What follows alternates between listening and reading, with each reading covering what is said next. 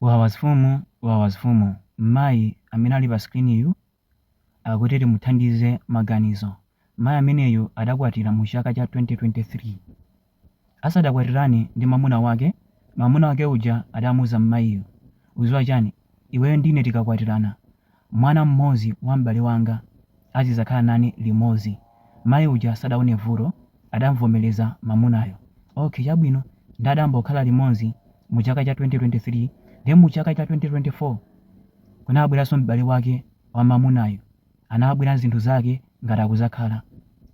Chikhalireni mu chaka cha 2024 nyamata uja sadachokebe nyumba muja mpaka napano.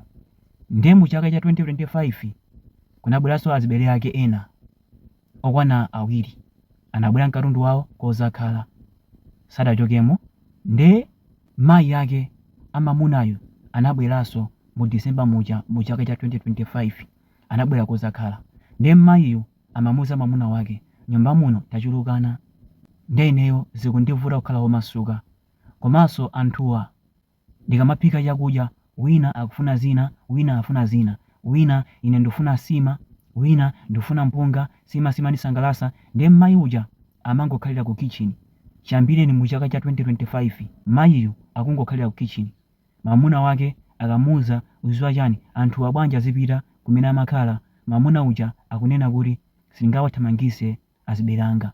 Ndi mayiyo wathodwa, akufuna ifeyo timuthandize maganizo.